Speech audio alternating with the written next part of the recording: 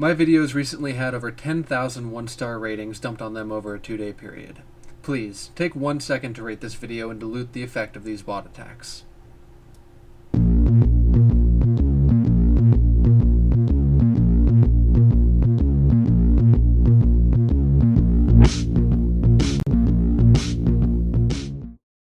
The Discovery Institute's most recent slew of illegal censorship got me in the mood to search around their site for things to debunk.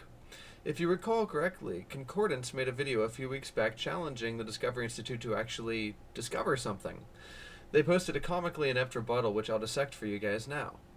Their main criticism is, why must something be unique to have been designed? Designers often use the same parts simply because they work.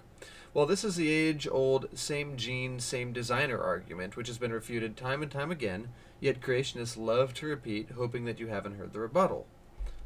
Biologists listening to this will know that this is an oversimplification, but it's a necessary one in order to illustrate a point. So, now I'm going to touch on information from a previous video of mine that's about embryological evidence for evolution, which was released a couple weeks ago. We know that literally from every branch of biology that the tree of life progresses sponges, jellyfish, tapeworms, and onto mollusks. Again, this is an oversimplification, but a necessary one. This is what their genes would look like, or this is what their genes do look like. This is the fingerprint of common ancestry. Note that in sequence, one mutation is observed from one organism to the next, and a pattern emerges.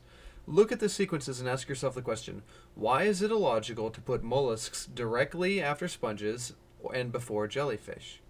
And that's simply because it would require 3 mutations, and then 2 of which would have to regress back to the originals in jellyfish DNA and move on and so forth. So it's simply improbable, and when you combine that with all of the other independent data which confirms the lineage that we see, it makes it impossible.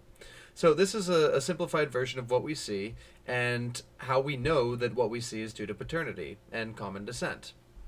Once again, this is blatantly what we see. It's not up for discussion, and even creationists won't deny it to my knowledge. So let's examine Luskin's claim. If DNA similarities were due to a common designer and nothing more, we would expect the DNA to look like this.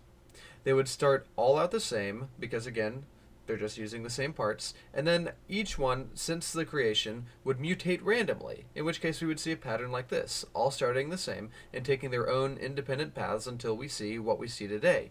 But the fact of the matter is, we don't see that.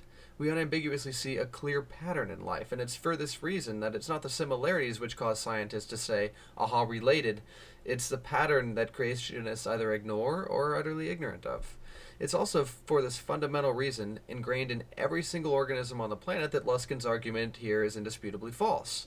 Please note that this is also how paternity tests work. Scientists don't just say, aha, same DNA, same father. They look at the pattern of the mother, father, and child's DNA to determine relatedness. It's the same thing that scientists do here because, after all, we're just analyzing extended paternity. Francis Collins' next quote mine is saying that the genetic similarity alone does not prove a common ancestor. Well, I couldn't agree more, personally, because as I just demonstrated, it's not the similarities alone, it is the pattern, which is the fingerprint of common descent. The next thing that Luskin addressed was, how are we defining homology? Concordance, who is the author of the vid challenging the DI to actually discover anything, said that we would define 2 genes as being due to common descent if they have 20% sequence identity. Despite the 1 × 10 to the negative 28th chance that this would be due to anything but evolution, Luskin thinks that that's too risky, and cites a paper stating that homology should be defined as 60%, not the customary 20%. So apparently 1 × 10 to the 28th wasn't good enough odds for him and intelligent design. Unfortunately, if you actually read the paper, it's studying paired genes, homodimers, and their relation to linked genes. Here, Luskin is comparing apples to oranges and hoping that you simply won't read the paper or be able to tell the difference. 60% is not the standard figure when comparing homology in these terms, which is why Luskin had to dishonestly find the only paper which had such a high figure, and it had one because it was comparing something that's completely different to what he was. Plowing on ahead, irreducible complexity is this idea that a structure composed of many parts, all of which are required for its functioning, could not have evolved by natural means simply because if you were to take away any of the parts, it won't work. He then goes on, Luskin that is, to make this assertion that Michael Behe's irreducible complexity is not refuted by any of these parts having other functions, and that's just a straw man created by Ken Miller. Well, first off, I'd like to point out that Behe accepts common descent. I've personally asked him this, and his responses, in writing, have been demonstrated in prior videos of mine. Secondly, the problem with irreducible complexity is that it completely neglects how evolution says things come about.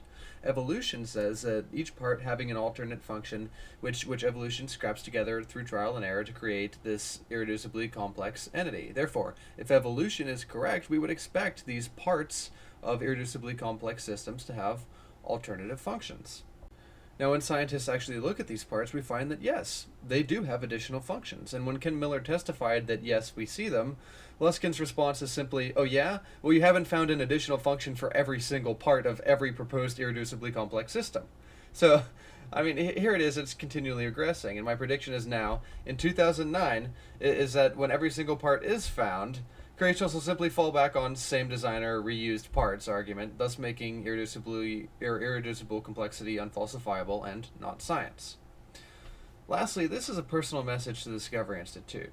Can you please explain to me why, if you are on the cutting edge of science, you're never at any cell biology meetings? Why are you never getting your exciting new experiments published in any scientific magazine whatsoever? Is there some vast scientific conspiracy? Are you being expelled? Also, if there's this vast scientific conspiracy and people who reject evolution are being kicked off of schools, if so many people reject evolution, how are they able to maintain such a majority to do so? Why isn't Michael Behe being kicked out of his job and from schools? And when you say expelled, exactly what do you mean?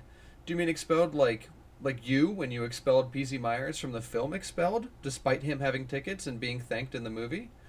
Are you being censored? And if so, censored by whom, I wonder? Are you being censored like I was when you filed an illegal DMCA copyright claim against a video I made exposing you?